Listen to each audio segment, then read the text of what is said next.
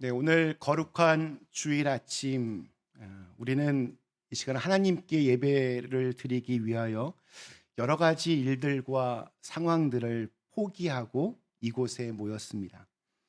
우리에게 더 중요한 것이 무엇인지를 알고 또 그것을 선택한 우리 그린빌 가족들에게 더 필요하고 또 꼭 필요한 것을 채워주시는 하나님의 은혜와 사랑이 언제나 함께 하시기를 간절히 기원합니다. 네, 전 세계 147개국에서 사역하고 있는 초교파 선교단체 OM 국제선교회라는 단체가 있습니다. 작년에 세상을 떠난 창립자 조지 버월 선교사님은 젊은 시절에 예수님을 구주로 믿고 자신의 일생을 주님께 바치기로 결심합니다. 친구들이 묻습니다. 소감이 어떠냐? 그때 그는 인상 깊은 말로 이렇게 대답을 했습니다. 나는 오늘 다시는 돌아올 수 없는 다리를 건너갔다. No turning back. 돌아올 수 없는 다리를 나는 건넜다. 나는 이제 앞으로 나갈 수밖에 없다. 예수님도 우리에게 이렇게 말씀하셨습니다. 무릇 내게 오는 자가 손에 쟁기를 잡고서 만약 뒤를 돌아다 본다면 그는 하나님 나라에 합당하지 않다. 우리가 예수님을 믿으려면 정말 제대로 믿었으면 좋겠습니다. 시시하게 믿지 말고 자꾸 이리 기웃 저리 기웃하지 말고 한쪽 발은 교회에 한쪽 발은 세상에 디디지 말고 포기할 것은 포기하고 내가 얻어야 할 것에 집중하면서 우리가 신앙생활을 했으면 좋겠습니다.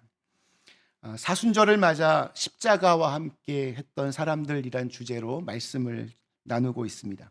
오늘 네 번째 소개할 인물은 예수님을 위하여 자신들이 누려왔던 많은 것들을 기꺼이 포기했던 용기 있는 믿음의 사람 아리마대 요셉과 또 니고데모입니다.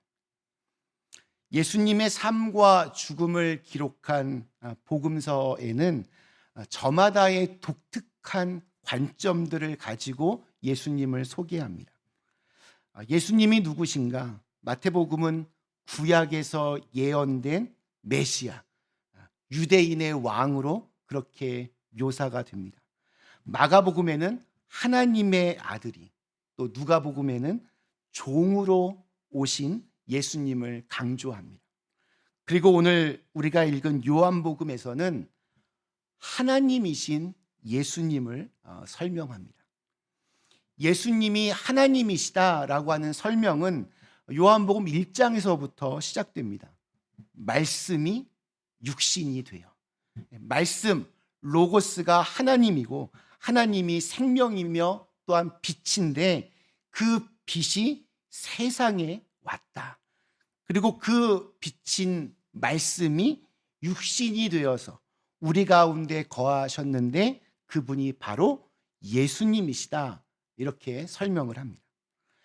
요한복음 전반에 걸쳐서 예수님은 자기 스스로를 나는 땡땡 무엇이다. 이렇게 자기를 소개합니다. 기억나는 거 있으세요? 나는 고개만 끄덕이시면 안 됩니다. 예수님은 나는 생명의 떡이다. 나는 세상의 빛이다. 나는 양의 문이다. 나는 선한 목자다.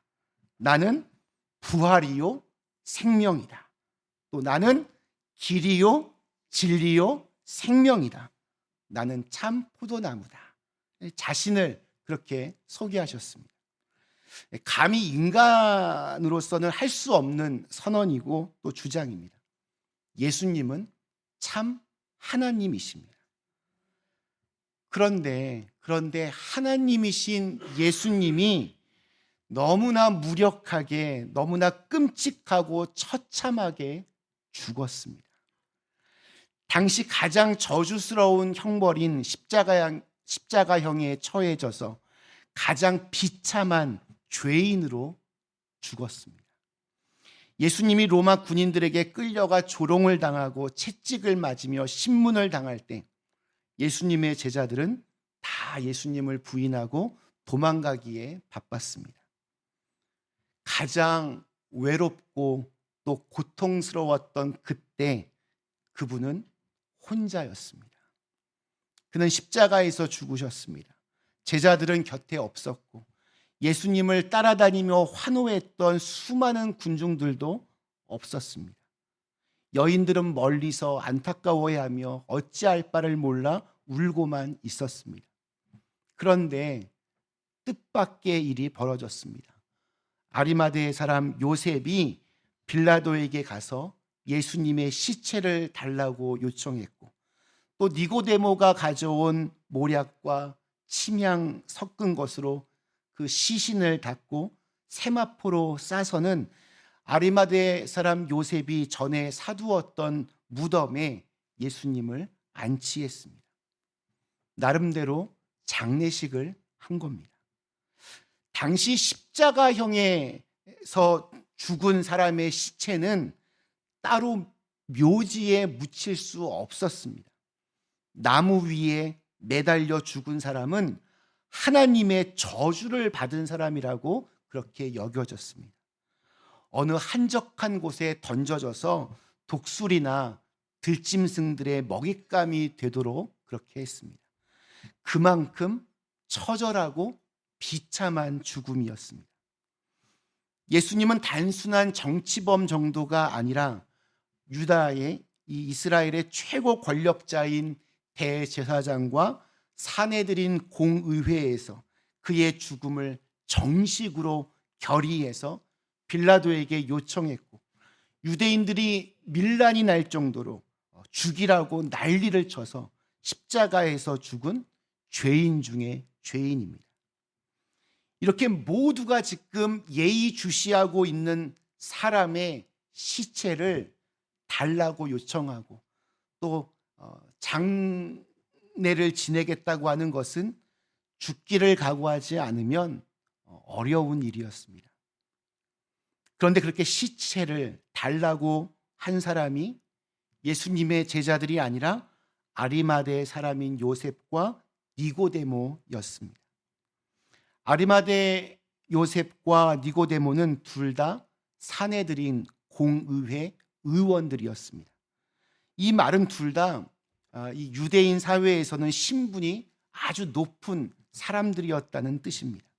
사내들인 공의회 회원이 그 시체를 가져다 장사 지낸다는 것은 상상이 되지 않는 아주 파격적인 행동입니다. 뭐가 어떻게 된 일일까요? 먼저 아리마대 사람 요셉이 누구인가 한번 살펴보겠습니다.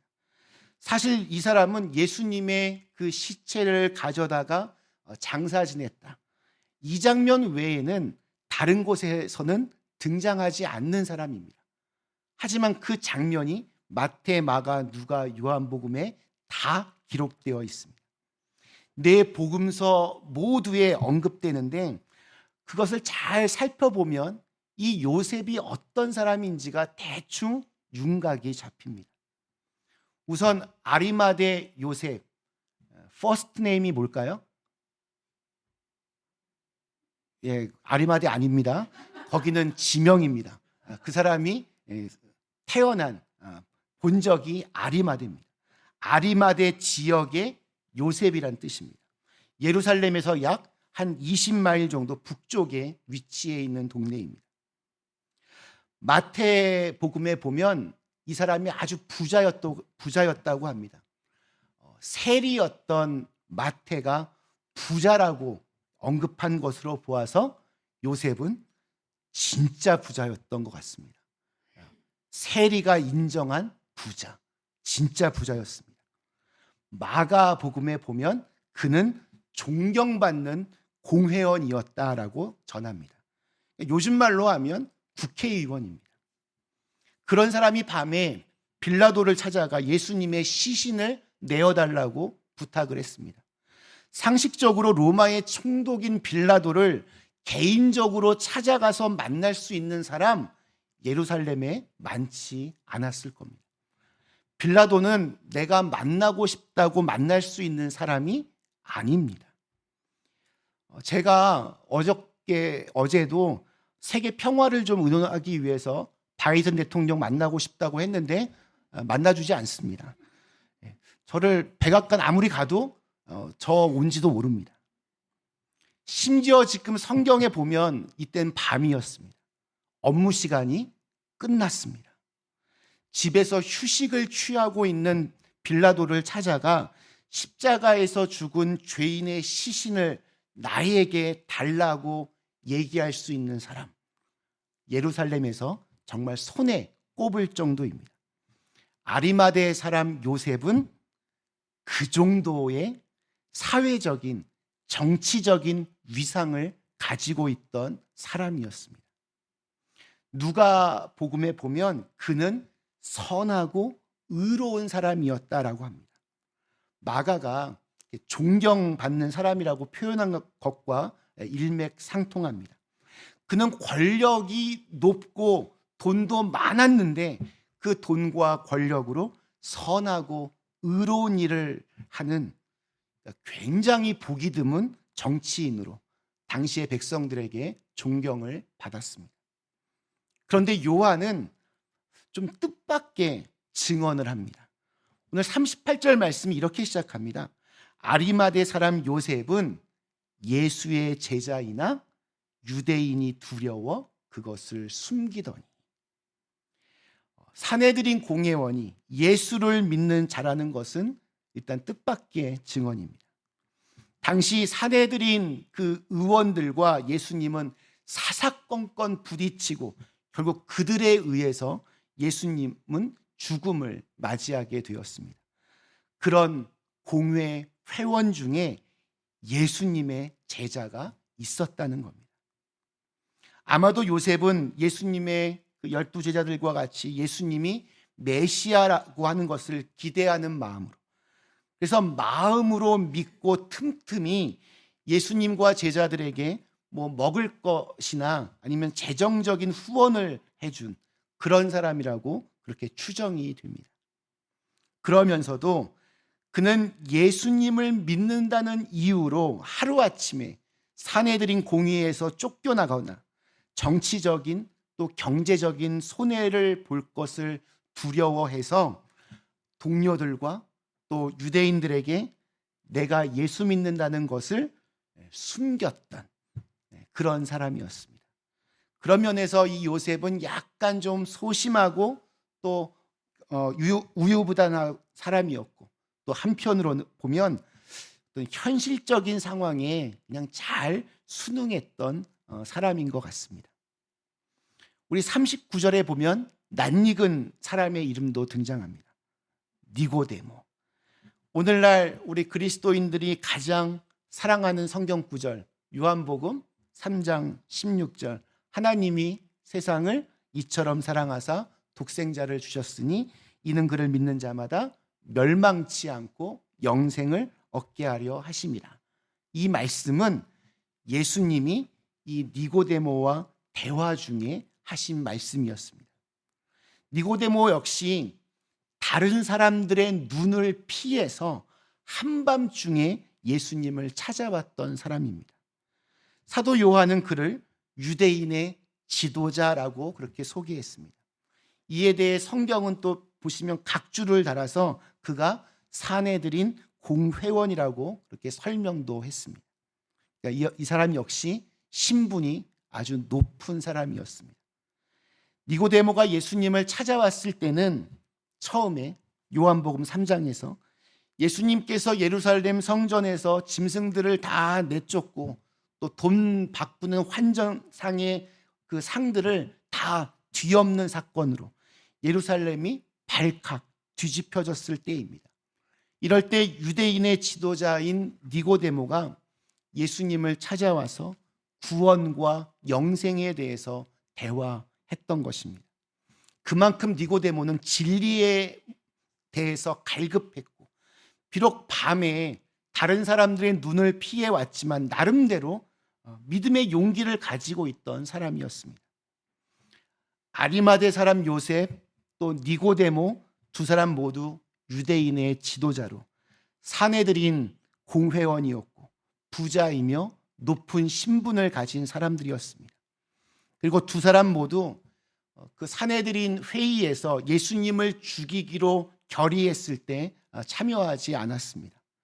그들은 예수님의 그 사형을 막을 수 없었기 때문에 그 결의에 불참했습니다. 그랬던 두 사람이 예수님이 십자가에서 죽으신 후 그의 시신을 달라고 요청해서 나름대로의 장례식을 치러드린 겁니다. 요셉은 예수님을 깨끗한 세마포로 싸서 자기의 그 새 무덤에 안치했습니다. 자기 가문의 무덤, 자기가 묻히려고 준비했던 무덤에 예수님을 장사 지낸 것입니다. 니고데모는 모략과 침향 섞인 것 100리트라를 가져다가 예수님의 그 장례를 도왔습니다.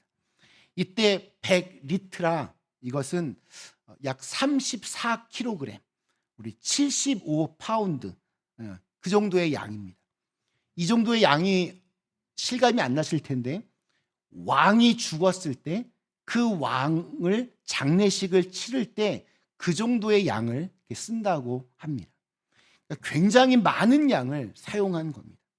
모략은 시체의 그 방부 처리하는 데 사용되었고 침향은 좀 이렇게 부패한 그 냄새를 향기를 내기 위해서 사용되었습니다.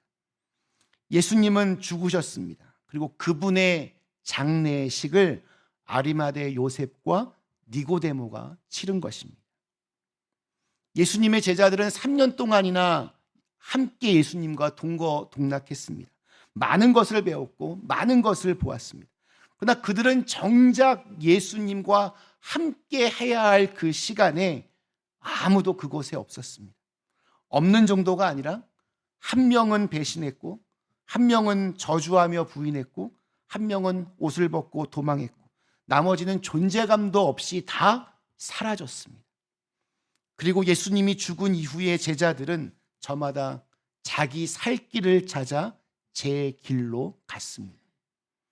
그러나 요셉과 니고데모는 누군가의 손길이 꼭 필요했던 순간에 꼭 필요한 곳에 있었습니다. 그들은 예수님이 십자가에 죽으시는 것을 보고 오히려 깨달았습니다. 예수님이야말로 하나님이시구나. 그들의 눈에 예수님은 자신이 말씀하신 대로 살았고 또 말씀하신 대로 죽으셨습니다. 그것을 보며 예수님이야말로 하나님이시라는 것을 깨달았습니다. 그들은 예수님의 죽음을 막을 수는 없었지만 그의 시신을 장사 지내야 하는 순간 그곳을 지키고 용기 있게 그것을 행했습니다. 요셉과 니고데모가 예수님의 시신을 가져다 장사 지내는 것은 대단히 어려운 일이었습니다. 단지 권력이 있고 돈이 있다고 해서 가능한 일이 아니었습니다. 그들이 빌라도에게 예수님의 시체를 달라고 하는 순간 그들은 예수님을 죽인 대제사장과 사내들인 공의회와 원수가 될 것을 각오해야 했습니다. 예수님을 죽이라고 외쳤던 백성들로부터 공격을 받아야 했을 것입니다. 그것은 자신이 그동안 가져왔던 부와 권력을 포기하는 것과 같습니다. 또 그들은 예수님을 장사 지내기 위해서 자신의 가족 무덤을 내놓고 모략과 침향을 가져오는 등 많은 경제적인 손해도 감수했습니다. 이렇게 자신을 포기하고 희생하는 것 없이 예수님을 장례할 수는 없는 것입니다. 믿음은 포기입니다. 사랑도 포기입니다. 신앙은 포기함으로 얻어지는 열매입니다. 우리는 보면 모든 것을 다 가지려고 하기 때문에 거기서부터 문제가 꼬입니다. 인간은 태어나면서부터 수많은 선택의 연속을 지납니다. 아침에 일어나는 일에서부터 누군가를 만나고 또 일하는 것, 먹고 마시는 것, 휴식하고 잠자는 것, 심지어는 옷을 입고 화장을 하고 양말을 신고 신발을 챙겨서 신는 것까지 이러한 자잘한 모든 일들이 다 나의 선택입니다. 그런데 이러한 선택에는 포기가 전제되어 있습니다. 어떤 것을 선택한다는 것은 다른 어떤 것을 포기한다는 것을 의미하기 때문입니다. 포기하지 않으면, 포기하는 게 없으면 선택은 의미가 없습니다. 오늘 이곳에 계신 분들은 다들 예배를 선택하셨습니다. 지금 이 자리에 있는 것은 다른 어떤 것을 포기하셨기 때문입니다. 어떤 분은 운동을 포기하셨고, 어떤 분은 누군가의 만남을 포기하고, 늦잠을 포기하고, 쇼핑을 포기하고 다들 이곳에 오셨습니다.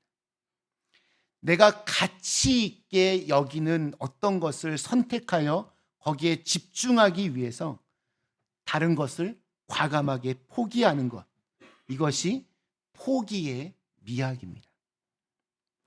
요셉과 니고데모는 예수님에게 집중했기 때문에 자신들이 그동안 누려왔던 기득권을 포기할 수 있었습니다.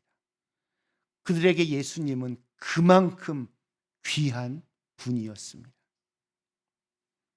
보리스 콘펠드 박사는 옛날 소련에 살던 유대인 의사였습니다. 그는 그때 통치자였던 스탈린도 신이 아닌 인간이다 이렇게 말한 죄목으로 체포되어서 강제 노동 수용소에 던져졌습니다. 의사인 그의 임무는 죄수들이 병원에서 죽지 않고 일하다가 죽도록 그렇게 만드는 겁니다. 그는 죄수가 건강하든 아니든 웬만하면 의료 카드에 건강하다라고 이렇게 적어서 죄수들을 작업장으로 보내라는 압력을 받았습니다. 또한 회복이 힘든 환자는 괜히 엄한 약 먹이지 말고 목숨 연장시키지 말고 그냥 빨리 죽여서 재정 낭비하지 말라라는 명령도 받았습니다. 그러니까 겉모습은 의사인데, 문의는 의사지만 실제 의사로 해야 할 일은 하지 못하니 자신의 그 무력함과 또 양심의 가책 때문에 아주 고통스러운 나날들을 보내고 있었습니다. 그러던 어느 날 그는 동료 죄수에게 전도를 받습니다. 절망의 바닥에서 예수 그리스도를 구주로 영접하게 되었습니다. 그리고 깜짝 놀랄 만한 소식을 접합니다. 그 수용소 안에는 일종의 지하교회 공동체가 있었는데 그 안에서 수용소의 유일한 의사였던 자기를 위해서, 이 보리스 콘펠드 박사를 위해서, 그의 구원을 위해서 그동안 계속해서 그들이 기도해 왔다는 것입니다. 그는 그날부터 내가 복음의 빚진 자이구나 깨닫고 환자들을 정성을 다해서 진료하기 시작합니다. 이후에 그는 의료품을 낭비하고 환자들에게 너무 관대하다라는 경고를 몇 번 받습니다. 다시 한번 죽을 사람 살리면 대신은 다음엔 네가 죽을 것이다 이런 통보도 받았습니다. 한 번은 장염에 걸린 남자를 만나 치료하게 되었습니다. 그는 다시 수용소 관리자의 경고를 무시하고 그 청년을 살립니다. 그의 소생이 확실해진 어느 날 치료를 받던 그 환자가 이렇게 하면 당신의 생명이 위험하다 들었는데 왜 이렇게까지 나를 살리려고 합니까? 이렇게 물어보자 그는 이렇게 대답합니다. 괜찮아요. 당신과 나를 살리기 위해서 이미 죽은 분이 있습니다. 도대체 그가 누구입니까? 라고 묻는 그 환자의 말에 그는 미소를 지으며 조용히 대답합니다. 그분의 이름은 예수 그리스도입니다. 수용소의 경고에도 불구하고 이 사람을 살린 것이 알려지면서 이 보리스 박사는 공개 처형을 당했습니다. 그러나 그가 죽던 그 순간 그에게 살림을 받은 환자는 그가 전해준 복음의 소식을 상기하고 땅에 엎드려 흐느끼며 예수님을 영접하는 기도를 드리면서 이렇게 고백을 합니다. 박사님, 알겠습니다. 이제는 저도 저의 최선을 다해 주님을 위해 살겠습니다. 그리고 저도 그분의 이름을 전하겠습니다. 이 사람은 훗날 수용소에서 약 10년 정도 수용 생활을 했는데, 그때 그 시절의 사건들을 중심으로 해서 이반 데니소비치의 하루, 수용소 군도 등과 같은 여러 소설들을 썼습니다.